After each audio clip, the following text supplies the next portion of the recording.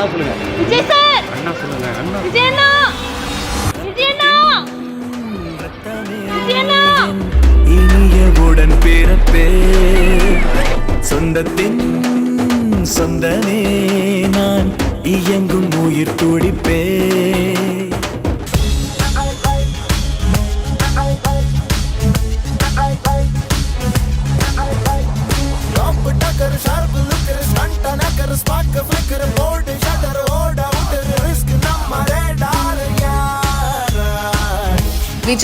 விஜய் அண்ணான்னு ஒரு பக்கம் ஃபேன் கத்த, நம்ம தளபதி விஜய் ஒரு பக்கம் பிஸியா ஏர்போர்ட்குள்ள போயிருக்காரு.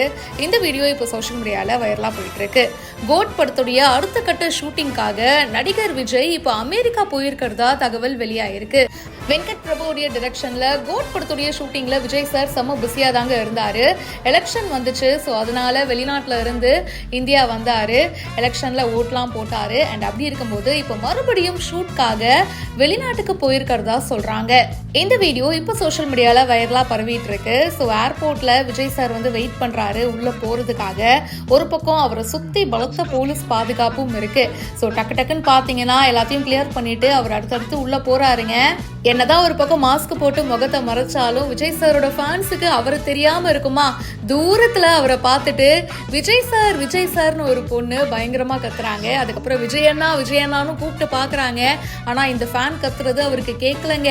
கோட் படத்துல இருந்து ஏற்கனவே ஒரு சிங்கிள் ரிலீஸ் ஆச்சு. அண்ட் இன்னொரு சிங்கிளும் கூடிய சீக்கிரம் ரிலீஸ் ஆகும் அப்படின்னு சொல்லியிருக்காங்க. மேலும் பல இன்ட்ரெஸ்டிங்கான தகவல்களுக்கு பிஹைண்ட் ரூட்ஸை இப்பவே ஃபாலோ பண்ணுங்க.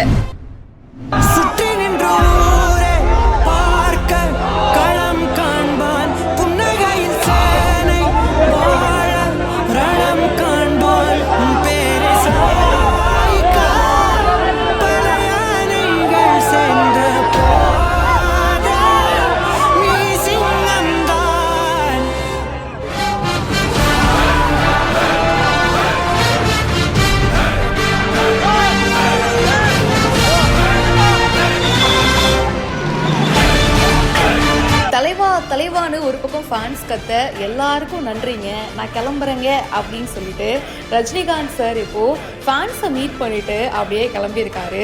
கார்ல எல்லாருக்கும் டட்டா பபாய் சொல்லிட்டே போறாரு. இந்த வீடியோ இப்போ சோஷியல் மீடியால வைரலா ஷேர் ஆயிட்டு இருக்கு.